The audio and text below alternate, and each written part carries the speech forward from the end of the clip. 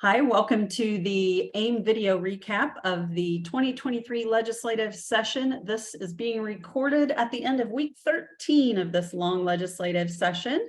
I'm Jennifer Simmons with AIM. Joining today is Jenna Bentley, our Government Affairs Director. Hey, Jenna.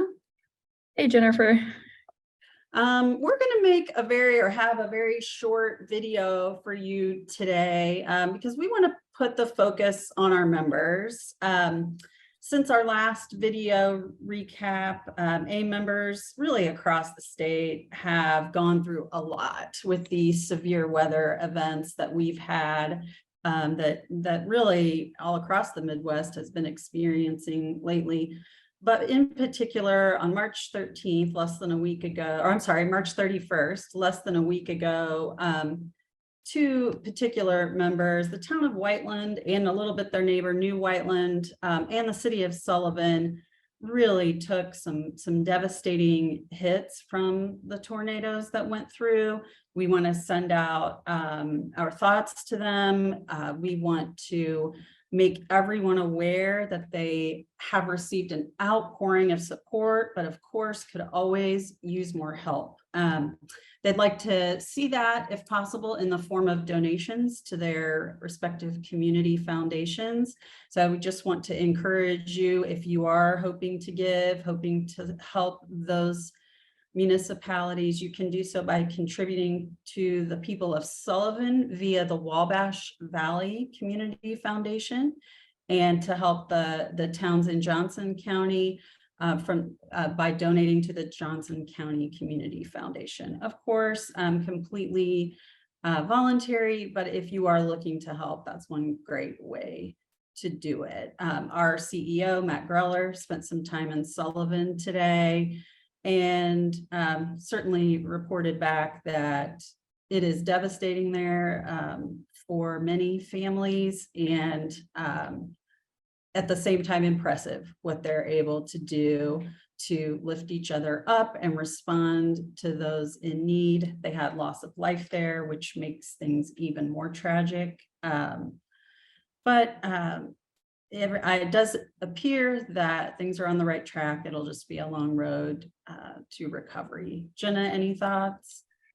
No, I think in talking to Matt too, just really highlighted during his trip to Sullivan, pictures don't really do it justice, videos don't do it justice. And so it is a important reminder of, and a good reminder of how our membership comes together to help other members as well. There really has been an outpouring of support for those communities impacted. So glad Matt was able to go down there on behalf of AIM and see kind of the response in Sullivan. I think that's really helpful for us all to know. Definitely. And when you talk about the outpouring, and we reference that, it appears to be national, that they've not only received media attention, but philanthropic attention from all across the country. Yeah, absolutely. Well, let's do a quick legislative update here. First, remind everyone, Jenna, if you would, where we are in the process of the legislative session. I know we talk about that mostly each week, but as we get into, like I said, we're at week 13. As we get into the final stretch, I think it's important for people to be reminded, for our AIM members to be reminded where we are. Yeah, we're at a really critical point in session, a really busy point in session.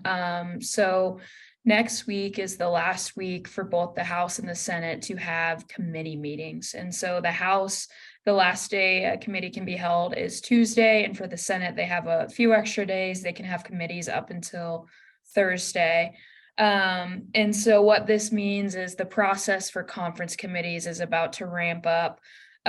So the bills they pass out of committee, they go to the floor for full votes, and then either the House where the bill was originally heard, so say it's a House bill, it went over to the Senate, the Senate passes it out, the House author, the original author, has the opportunity to say, I agree with the changes the Senate made, or I disagree.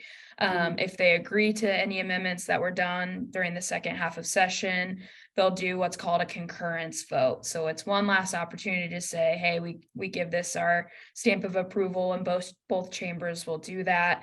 If there's disagreements with amendments that went in, so say it was a House bill, the Senate amended some language that the original House author doesn't like, then they'll take it to a conference committee where they'll discuss those changes. But often, and what happens during conference committees is sometimes new language or language that wasn't moving gets incorporated. So it really is the time of year where we have to stay on our toes and really tune into each conference committee to see if, like I said, language that wasn't moving gets added. And so really, it's a critical time for municipal members to follow along with what we're doing at the State House, because things change quickly, and already this week was evidence of that as well with some of the committee amendments we saw. Yeah, well, that's a good segue. Maybe rather than going, bill by bill, what were some of those highlights or possibly lowlights from the week? Just pick out maybe a few and update AIM members on what happened this past week. Yeah, I think ultimately, there's just a lot of municipal finance related measures and amendments that have been incorporated into kind of two main bills: the Department of Local Government Finance Bill and the Department of Revenue Bill. Both were heard this week, the DLGF bill on the Senate side and the Department of Revenue bill on the House side. So starting with the Department of Revenue bill, some provisions were added dealing with property tax caps.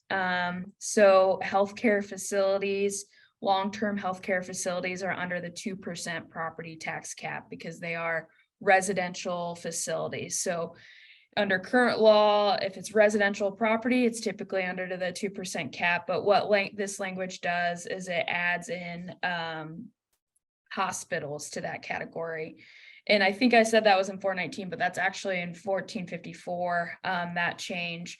So what that means is hospitals, instead of being taxed at the 3% rate, would be taxed at the 2% rate, which could create a huge fiscal.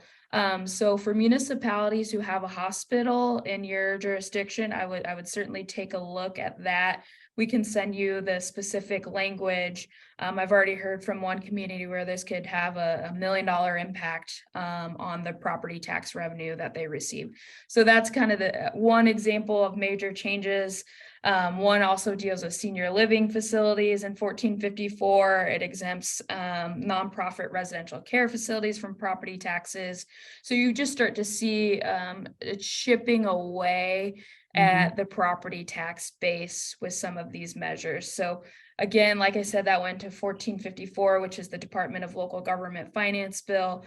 It's something we're going to have to talk to Senator Holdman about, Senator Bassler about, and then Chairman Thompson and Representative Snow on the House side.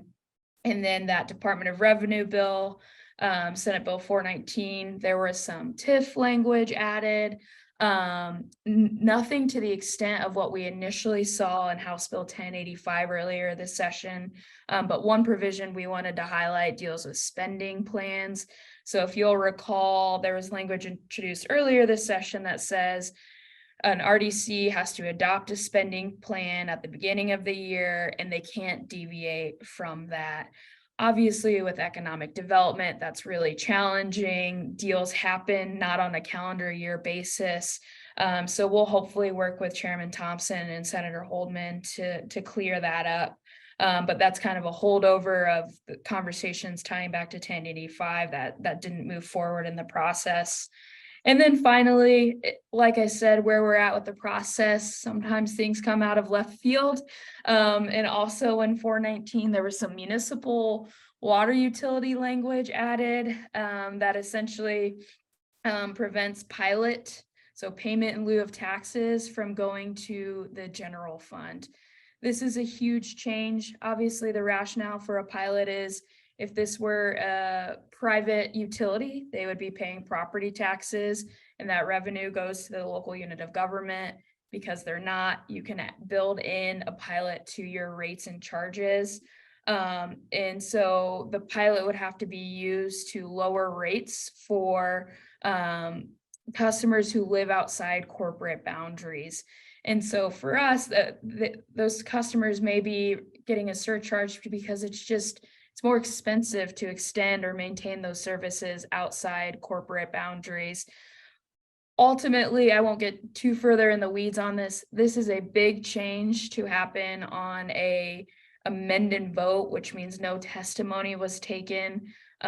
This language hadn't been introduced in any other bill. So we'll meet with the bill author who allowed this, or the bill sponsor who allowed this amendment to go in and just say, hey, this is a really big change for municipally owned utilities. So again, as we talk about process, these are the types of things we have to keep our eyes on, and just really a lot of conversations to be had with fiscal leadership over the next couple of weeks.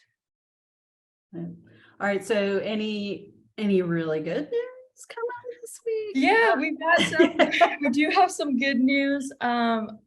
For AIM members, residential TIF has been a legislative priority for us this session. There was language added to House Bill 1005 that removes the requirement that a school board approve the use of residential TIF and remove the 1% test, essentially, that you had to meet before, that you had less than 1% growth in your housing stock. Both those were removed, so it's additional flexibility for all communities to use residential TIF.